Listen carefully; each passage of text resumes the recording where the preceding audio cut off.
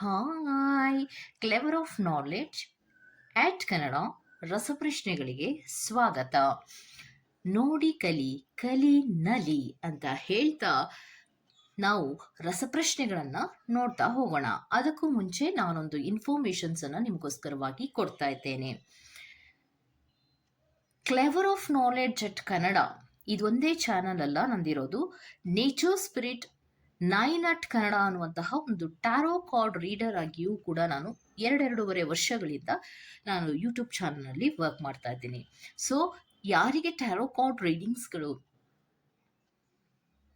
Interest ಇದೆಯೋ ನೀವು nature spirit 9 at Kannada ಚಾನಲನ್ನು ಕೂಡ ಸಬ್ಸ್ಕ್ರೈಬ್ ಮಾಡಿ ನಮ್ಮ ವಿಡಿಯೋಸ್ಗಳನ್ನು ನೋಡಬಹುದು. ಓಕೆ, ಸೊ ರಸಪ್ರಶ್ನೆಗಳು ಇವತ್ತಿನ ರಸಪ್ರಶ್ನೆಗಳು ಕರ್ನಾಟಕಕ್ಕೆ ಸಂಬಂಧಪಟ್ಟಂತಹ ರಸಪ್ರಶ್ನೆಗಳಾಗಿರುತ್ತೆ. ಈ ರಸಪ್ರಶ್ನೆಗಳು ಸಾಮಾನ್ಯವಾಗಿ ಎಲ್ಲರೂ ತಿಳಿದುಕೊಳ್ಳಬೇಕಾದ ವಿಷಯದ ಜೊತೆಗೆ ಸ್ಟೂಡೆಂಟ್ಸ್ಗಳಿಗೂ ಕೂಡ ಹೆಚ್ಚು ಉಪಯುಕ್ತವಾದ ಮಾಹಿತಿಗಳನ್ನು ನಾವು ಕೊಡುವಂತಹ ಪ್ರಯತ್ನವನ್ನ ಮಾಡ್ತಾ ಇದ್ದೀನಿ. ಓಕೆ, ಸೊ ಪ್ರಶ್ನೆಗಳತ್ತ ಹೋಗೋಣವಾ? Okay, let's start. ನಿಮ್ಮ ಮೊದಲನೇ ಪ್ರಶ್ನೆ, ಕರ್ನಾಟಕವನ್ನು ಯಾವಾಗ ಸ್ಥಾಪಿಸಲಾಯಿತು?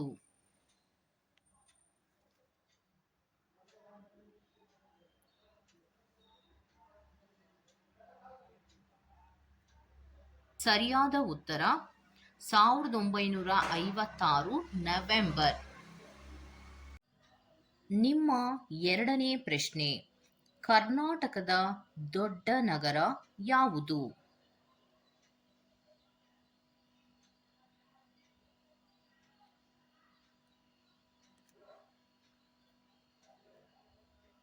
ಸರಿಯಾದ ಉತ್ತರ ಬೆಂಗಳೂರು. ನಿಮ್ಮ ಮೂರನೇ ಪ್ರಶ್ನೆ, ಕರ್ನಾಟಕದಲ್ಲಿ ಎಷ್ಟು ಜಿಲ್ಲೆಗಳಿವೆ?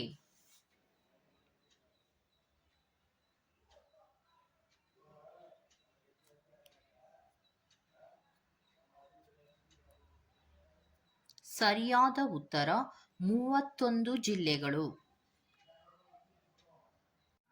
ನಿಮ್ಮ ನಾಲ್ಕನೇ ಪ್ರಶ್ನೆ, ಮೊದಲ ಕನ್ನಡ ಚಿತ್ರ ಯಾವುದು?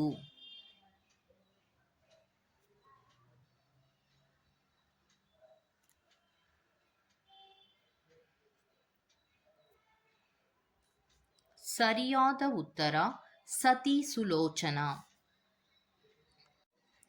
ನಿಮ್ಮ ಐದನೇ ಪ್ರಶ್ನೆ, ಕರ್ನಾಟಕದಿಂದ ಭಾರತ ರತ್ನ ಪ್ರಶಸ್ತಿ ಪಡೆದ ಪ್ರಥಮ ವ್ಯಕ್ತಿ ಯಾರು?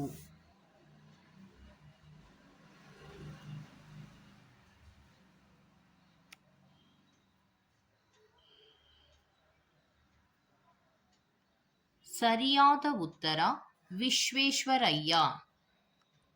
ನಿಮ್ಮ ಆರನೇ ಪ್ರಶ್ನೆ, ಕರ್ನಾಟಕ ರಾಜ್ಯದಲ್ಲಿ ಪೂರ್ವಕ್ಕೆ ಹರಿಯುವ ನದಿ ಯಾವುದು?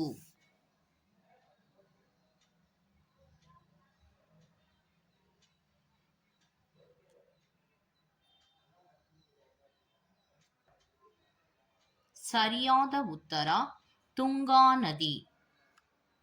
ನಿಮ್ಮ ಏಳನೇ ಪ್ರಶ್ನೆ, ಗುಂಬಾಸ್ ಯಾವ ನಗರದಲ್ಲಿದೆ?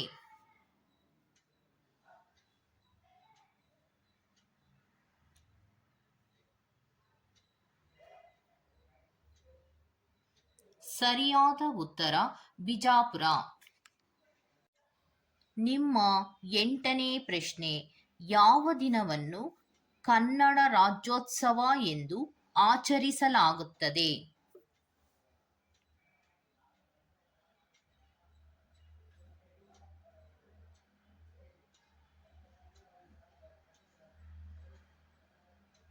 ಸರಿಯಾದ ಉತ್ತರ ನವೆಂಬರ್ 1. ನಿಮ್ಮ ಒಂಬತ್ತನೇ ಪ್ರಶ್ನೆ, ಕನ್ನಡ ಧ್ವಜದಲ್ಲಿ ಬಳಸಿದ 2 ಬಣ್ಣಗಳು ಯಾವುವು?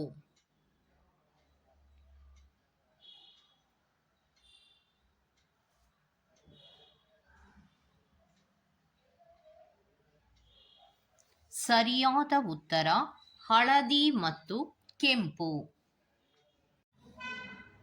ನಿಮ್ಮ 10ನೇ ಪ್ರಶ್ನೆ, ಕವಿರಾಜ ಮಾರ್ಗ ಪುಸ್ತಕವನ್ನು ಬರೆದವರು ಯಾರು?